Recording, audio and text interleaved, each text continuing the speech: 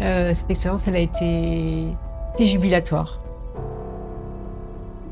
Je pourrais dire une déflagration. Ça m'a impacté émotionnellement et ça m'a fait ressortir certaines choses que je gardais en moi. Du coup, je peux m'exprimer plus pleinement, plus authentiquement. Il y a plein de choses qu'on terre, qu'on tait. On a l'impression que l'autre est un danger peut-être, et que si je me mets à dire, attention, on a peur du rejet, on a peur de l'indifférence, on a peur de souffrir, on a peur de notre propre violence. D'une certaine façon, on reste en permanence dans des relations qui sont faussées, qui sont fausses, où chacun n'est pas dans sa vérité. On m'a d'abord appris à me taire, donc il a fallu que j'apprenne à défaire ça. Et jusqu'à il n'y a pas longtemps, je hurlais pour essayer que l'autre entende. Et je me suis rendu compte, en ayant des techniques qui sont à la portée de tout le monde, notre voix, elle porte à l'infini, quoi.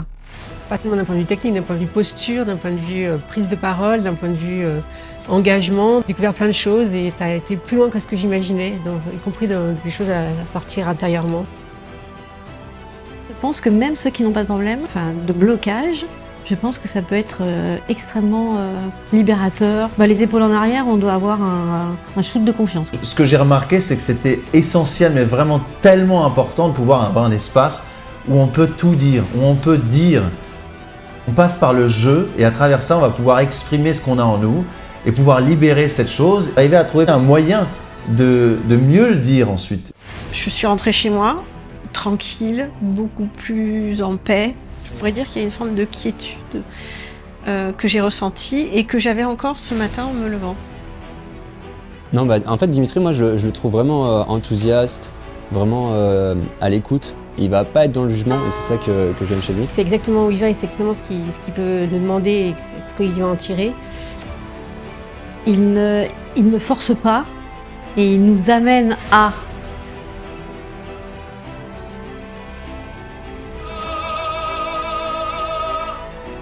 Et ce matin, j'étais bien. Et j'avais l'impression que quelque chose s'était passé de bien. Et l'objectif de faire un atelier ou maintenant un séminaire sur ça, c'était de sortir, au bout du compte, de cette relation-là.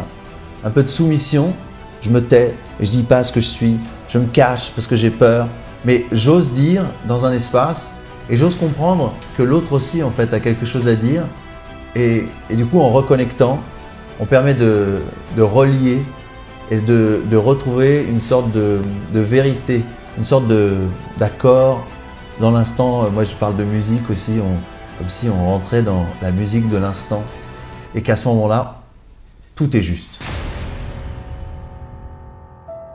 Encore une fois, je dis qu'il faudrait enseigner ça dans les écoles.